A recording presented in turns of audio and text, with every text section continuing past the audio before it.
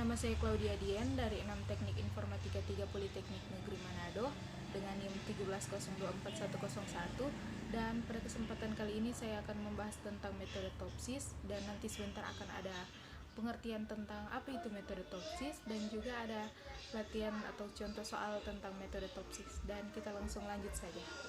Ya, seperti yang sudah dibilang pada awal video tadi, saat ini saya akan membahas tentang metode Topsis atau Technique for Order Preference by Similarity to Ideal Solution, dan langsung saja untuk pembahasannya. Topsis atau kepanjangan dari Technique for Order Preference by Similarity to Ideal Solution merupakan salah satu metode dalam multiple attribute decision making yang menyelesaikan pengambilan keputusan multi kriteria.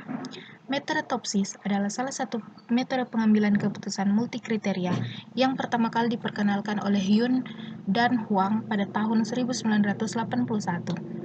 Topsis ini didasarkan pada konsep di mana alternatif yang terpilih atau terbaik tidak hanya mempunyai jarak terdekat dari solusi ideal positif, namun juga memiliki jarak terjauh dari solusi ideal negatif dari sudut pandang geometris dengan menggunakan jarak Euklidean untuk menentukan kedekatan relatif dari suatu alternatif dengan solusi optimal.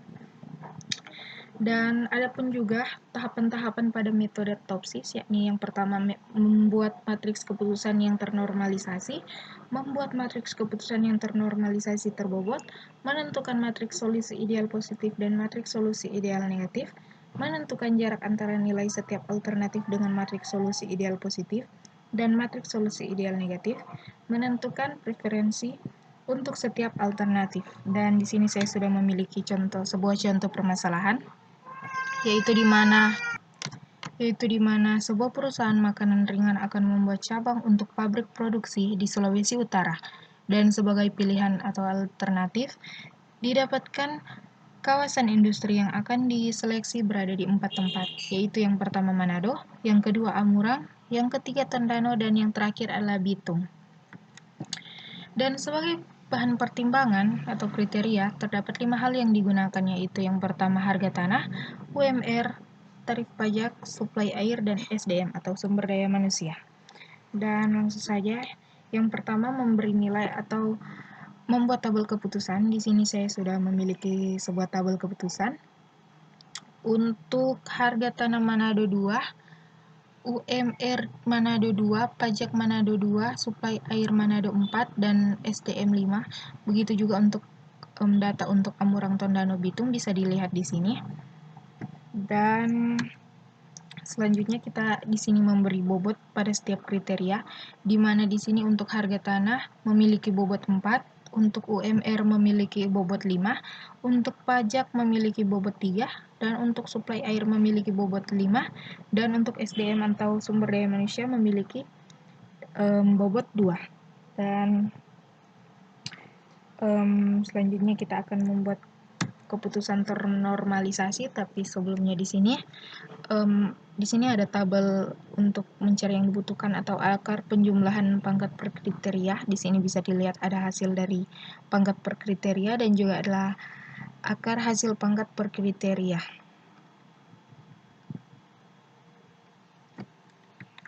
Dan untuk rumus menormalisasikannya sendiri, di sini ada data per akar hasil pangkat per kriterianya. Data per akar hasil pangkat per kriterianya. Dan ini adalah contoh untuk mencari normalisasi. Cari terus sampai mendapatkan data yang dibutuhkan untuk tabel. Seperti ini contoh untuk tabel data normalisasi.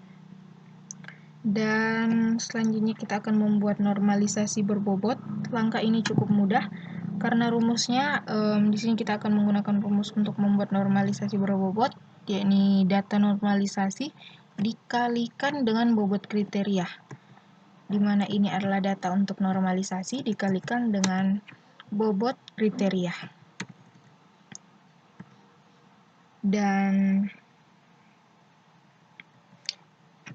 didapatkan untuk normalisasi di sini kita akan mencari max dan min dari normalisasi berbobot. Jika kriteria bersifat benefit, maka Y plus sama dengan max dan Y min sama dengan min. Begitu juga untuk jika kriteria bersifat cost, maka Y plus sama dengan min dan Y min sama dengan max. Berhubung di sini dalam kasus ini semua telah di-grade, maka semua sifatnya adalah benefit. Bisa kita lihat di sini ya.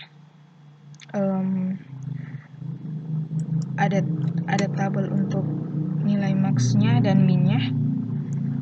Dan selanjutnya kita akan mencari D plus dan D min di setiap alternatif. Dan ini untuk rumus mencari D plus, dan ini juga untuk mencari D min.